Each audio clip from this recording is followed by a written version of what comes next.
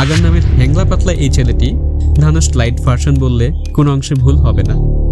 তো এই ছেলেটি তার এক্সের বিয়েতে যায়। সেখানে গিয়া মূর্তির মতো চুপচাপ সাসপেন্স নিয়ে দাঁড়িয়ে থাকে। তার চোখে মুখে একটাই জিজ্ঞাসা, তার গার্লফ্রেন্ড কেন তাকে ছেড়ে দিয়ে অন্য কাউকে বিয়ে করছে।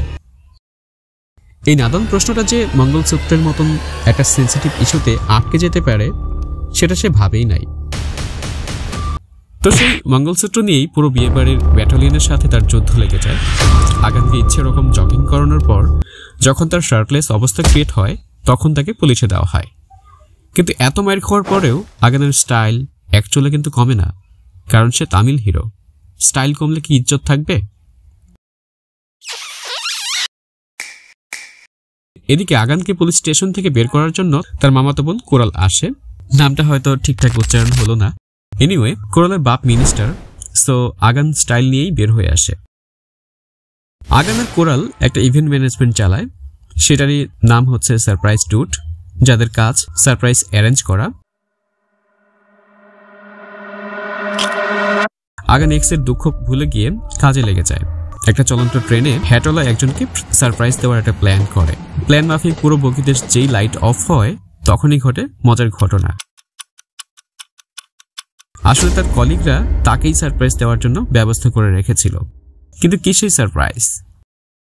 আসলে কোরাল চলন্ত ট্রেনে আগানকে প্রপোজ করে বসে। আগান তো পুরোই টাসকি খেয়ে যায়। ট্রেনের পুরো বগিটা যখন লাভ রিয়েক্টে ভরে ওঠে তখন ব্যাপারটা অনেক দারুণ হয়ে ওঠে। কোরালের প্রপোজালে আগান রাজি হয়ে যায়। মানে নায়ক নায়িকার প্রেম হয়ে গেল, গল্পও শেষ হয়ে গেল, তাই না? আসলে এরপরই শুরু হয় গল্প। ব্যাপারটা এরকম হয়েছে, আগান ট্রেনের বগিতে তার কলিগদের সামনে কমন সেন্স দেখিয়ে রাজি হয়ে যায়। কিন্তু চলন্ত বাইকের সিটে বসে আগান কোরালকে রিয়াল সেন্স দেখায়, জানিয়ে দেয় কোরালকে সে বন্ধু হিসেবে দেখে। এই কথা শুনে কোরাল তো প্রথমে প্র্যাঙ্ক মনে করে, কিন্তু যখন বুঝে ব্যাপারটা সিরিয়াস তখন কোরাল খুব কষ্ট পায়।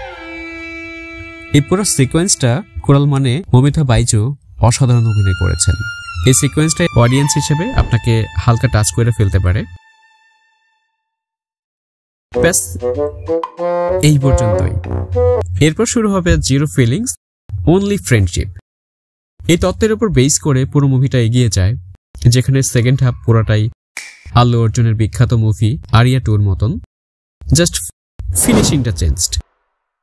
এখানে প্রধান বিষয়টা হচ্ছে মুভির গল্পটায় আসলেই কোনো গল্প নাই, সবই যেন মস মাস্তিতে উড়িয়ে দেওয়ার মতো ব্যাপার, যেখানে প্রতিটা সিকোয়েন্স ক্রিয়েট করা হয়েছে আগানের হিরোইজম দেখানোর জন্য, মডার্ন দেবদাসের ভাইবস দেখানোর জন্য, তার স্যাক্রিফাইস দেখানোর জন্য এবং স্টাইল দেখানোর জন্য। এর আগে প্রদীপের লাভ টুরে দেখেছিলাম, তাই প্রদীপের ন্যাচারাল অ্যাক্টিং বেশ ভালো লেগেছিল।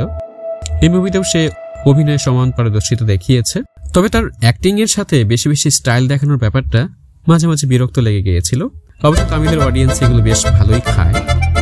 এই মুভির সবচেয়ে বড় প্লাস পয়েন্ট হচ্ছে মুভিতে কমেডিগুলো বেশ মজার ছিল, তাই পুরো মুভিটাই বেশ ইন্টারেস্টিং ওয়েতে প্রেজেন্ট করা হয়েছে। এই জন্য চাইলে এক বছরে পুরো মুভিটা শেষ করে ফেলা যায়। বাট মুভিটা দেখে আপনার যে জিনিসটা ক্রিয়েট হবে না সেটা হচ্ছে feelings, because zero feelings, only friendship.